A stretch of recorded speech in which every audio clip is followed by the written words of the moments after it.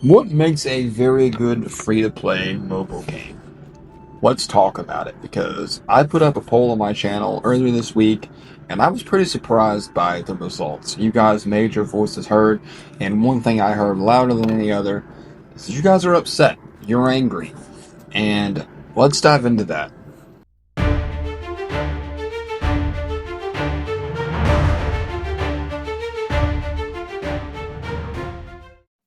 So the poll I put up was I basically asked you guys what you thought about Kardmi currently. If you thought it was pay to win, if you thought, yes, there are some need to open up your wallet, but it's not terrible, it's not egregious, it's manageable. Or the third option is it's absolutely predatory. And I'm not gonna lie, I am surprised by the amount of people who said it's absolutely predatory. So what I want to do today is I want to talk about Kardmi. In specific, I'm going to talk about its business practices and my personal thoughts and my criticisms of Kardmi as a pay-to-win game. Do I think it's pay-to-win? I'm going to start off by saying I don't mean to minimize anyone's feelings when I say this, but this game is absolutely not predatory. If you believe it's predatory, you're wrong. A predatory game. I'm gonna give you an example. I played a mobile game called Anakin Village, because I've been looking for a good monster tamer experience for a while now on mobile, and it just doesn't exist outside of Kardmi. So I picked up Anakin Village and found it first. Had a lot of fun with it because what it is it's basically like Power World on mobile, and had some fun with it. Got my wife playing it, and it's a single player game. We just kind of sat side by side and helped each other. But it very quickly became apparent that if you wanted really good creature, which are called Anakin in the game, if you wanted really high tier Anakin, if you wanted enough resources to not struggle, since it was a survival game, you had to open up your wallet. And it wasn't big purchases, but it was, $3 here, $5 there, and then by the end of the week, you've spent, $35 on the game, and then you times that by a month, and you're spending $120 on the game a month. That's insane for a mobile game. That it really is, and that's unacceptable.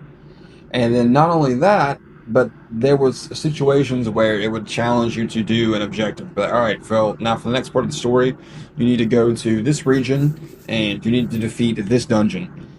But you get to the end of the dungeon and you get absolutely smoked if you did not buy the top tier Anakin that they had available. Because you could legitimately buy top tier Anakin. You could catch them, but it was exceedingly rare that you would be able to catch them. But they had it conveniently ready for you to buy, and they pretty much forced you. Hey, if you want to get to this next part of the game, you're going to buy this, and that is predatory. What Kardmi has going on is not the best situation either. I love Kardmi. I want Kardmi to improve, but I don't think Kardmi is predatory. If I had to vote myself on this poll, I would probably say it's a little pay to win, but it's manageable. And I really don't even think that to a degree. Some of the complaints that I heard were about like the skill cards. Okay, well, here's what I like about the skill cards and what I didn't like about them in the beginning of the game. I didn't like that they have such limited usage. That so many of them that are S tier, pretty much all of them that are S tier, only get one use. You can only put them on one Kardmi, and if you want to put it on another, you gotta have the one that's already using it, forget it, and switch it over. So I didn't like that at first, but what I've come to appreciate about it is it really helps like the build crafting and really gives every Kardmi on your team a purpose, so that you can't just sit there and have all your most powerful moves on one Kardmi, right? You can't do that, because then if that Kardmi gets knocked down in battle, you're like, well, damn. Now what am I gonna do? because I had four nuke skills on this one Kardmi. It gives each Kardmi on your team a role to fill and a reason to exist, right? So I like the fact that they're limited to only being at one. Now, the argument can be made that until they come out with more skill cards, it can be a little bit challenging, since you can only put on one card at a time. I will say this as well. I've never been in a situation, not one time, since I've started playing. I get I get currency now. I get Sunburst from the Kardmi devs every month. But starting last month, so this is the second month I've got currency, but I've been playing for about 5 months. Those first 3 months, I made probably one purchase in those 3 months for some Sunburst, and it was a very small amount. It was like $10 worth. I didn't have to. I just wanted to. I wanted to get some extra coins. I don't feel like the game puts you in a position where it forces you to have to draw from the skill card machine to be able to progress in the game. I just don't. Um, that being said, it is not all sunshines and rainbow. There are some things that I do want to talk about that I do think is bothering me. I do feel like before we get started here, really getting into the end of the weeds of all this, I need to make it clear. Cardme can either go down two paths. It can remain free to play, and we have microtransactions, or it can go down a paid route, and we still probably end up with some microtransactions. But the bottom line is, where those paths converge is if you care about Kardmi, if you want Kardmi to grow, you got to be okay with supporting the game financially, at least occasionally. I'm not saying empty out your wallet. I'm not saying support the game if you don't like it, if you're not enjoying it. By all means, if you do not enjoy the game, do not spend your money on the game. But if you love the game like I do and you want the game to flourish, accept the fact that it's going to have microtransactions. It's a free to play game. So, what I want to talk about is I feel like they need to pick it. They need to pick a route themselves. I think in season one, I've noticed a stark difference in how many times we would get rewarded with premium currencies. We it seems like multiple times a week I would open my inbox and I would get thank you for playing, and I get five skill coins. That has not happened to me one time in season two. Now I know we're not that far in, we're maybe a month into season two, maybe a little bit more. But still, it's very frustrating because I noticed, like I said, a stark difference. My star gems, whereas I would accumulate them so often in season one, from events, from login bonuses, from challenges, and from again, just generally the game celebrating you logging in or you playing the game, and they would give it to you as a thank you for your loyalty. That give you 400 or 500. It seems like once or twice a week they give you an extra 400 or 500. My star gems barely ever hit below 4 or 5,000 in season one, and now in season two, by contrast, if I get to 3,000 after a couple weeks, I feel like I've accomplished something. I just think that they need to go back to being as generous as what they were.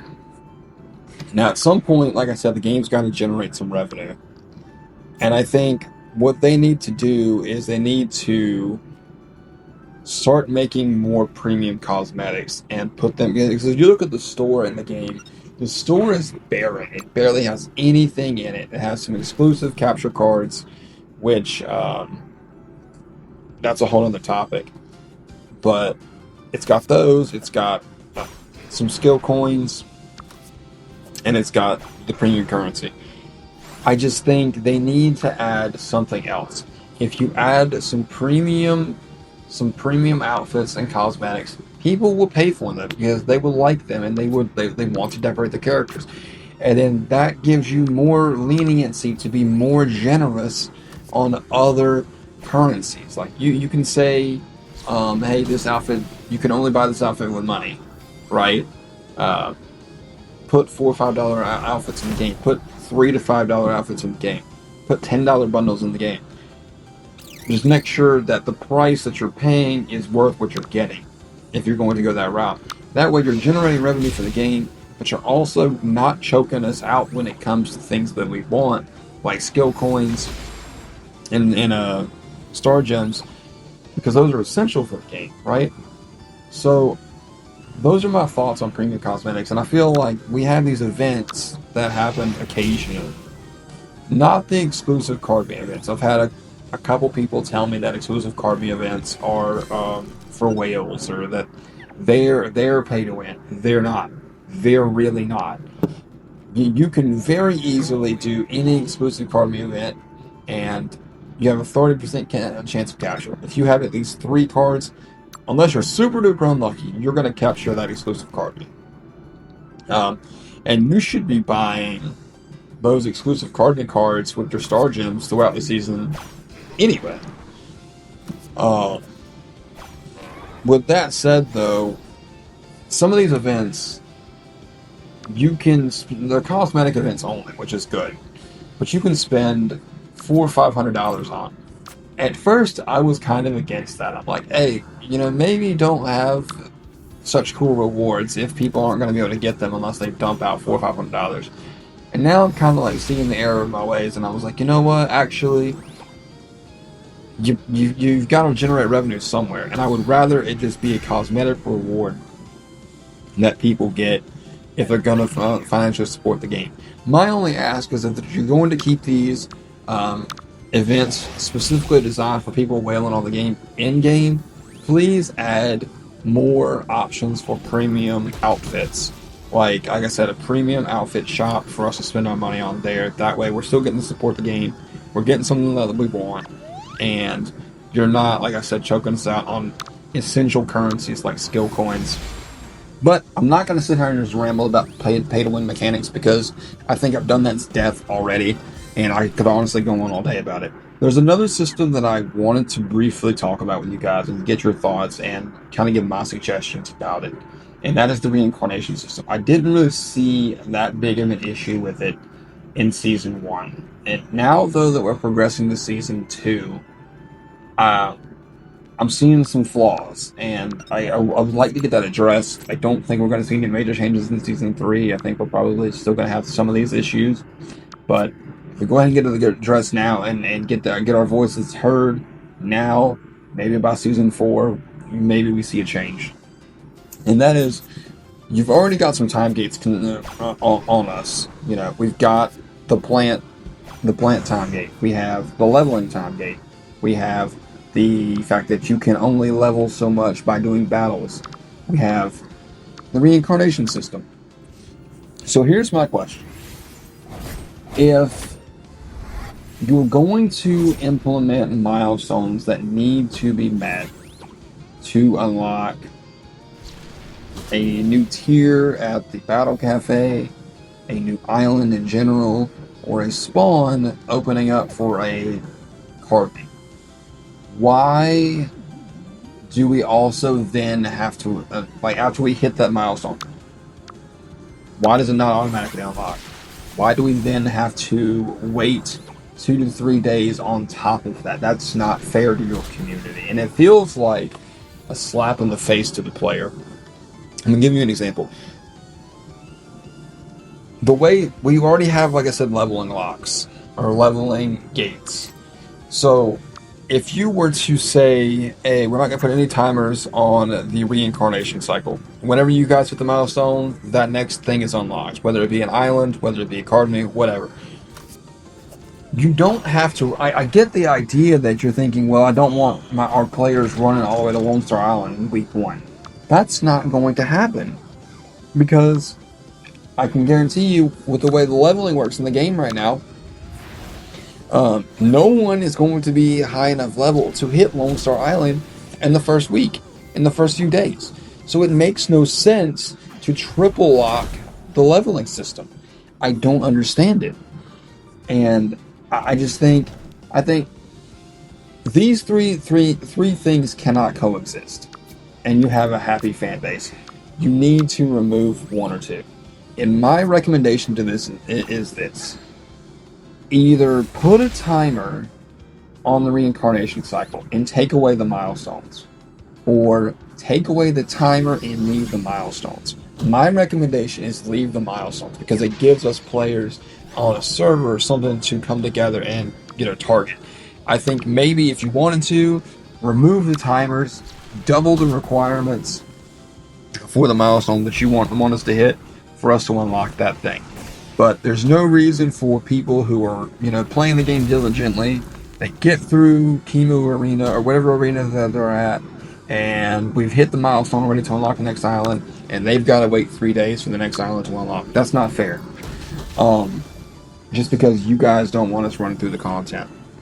Like I said, I appreciate the dev team over there. I love the dev team over there, and I'm just giving you guys some constructive criticism because we want to see the game improve.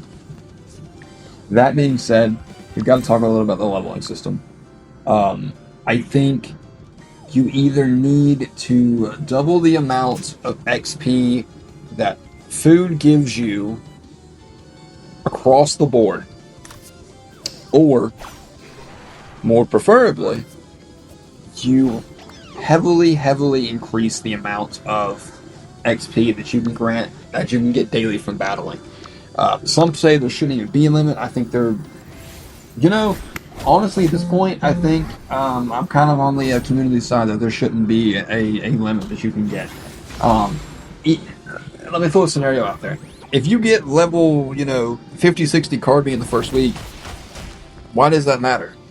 What's the harm in that? Because we can't even hit Chemo Town in the first week because with the reincarnation system. We can't. It's not like we can just start curb stomping like people in the arena week 1 with our level 60s, and they may still have level 10s. That's not possible with a system you've set up. So I just don't see the harm in allowing us to level the Kardmi up as much as we want to if you're going to put these time gates on progressing through the game by locking us out of completing the story in a way. If that makes any sense. I'm trying to make this as clear as possible. There's no reason to lock the amount of XP we get and lock how far we can progress. It's one or the other. And I know so many people would have so much more fun with the game, and your retention rate would be so much higher if people could progress at their own pace. I really think you guys should look at removing the lock on how much XP a person can gain in a day, or just by free battling. Those are my suggestions to you guys. So to recap, because I know this video is running long, I think you need to look at adding microtransactions in the game, such as premium clothing. I think you need to be more generous with your premium currencies, like your star gems and your skill coins, just like you were in Season 1. And then, when it comes to leveling, you need to either allow us to free level as much as we want to, or you need to take away the locks that the reincarnation system causes. Because all these systems existing in perpetuity is a mess. And like I said, I just want the game to be as good as I know it can be. Because right now, undoubtedly, it is the best Monster Tamer game on mobile. But like I said a million times, Amino is right around the corner. Anemo is right around the corner, and if you are not careful and you don't start taking these suggestions seriously, there's a chance that a large portion of this player base jumps over to Nemo. And I don't want that. I want to see this game flourish. I would love to hear what you guys think down in the comments. Let me know whether you think I'm just a blithering idiot or if you agree with the points I'm making. Let me know. Thank you guys so much for watching, and I'll catch you guys in the next one.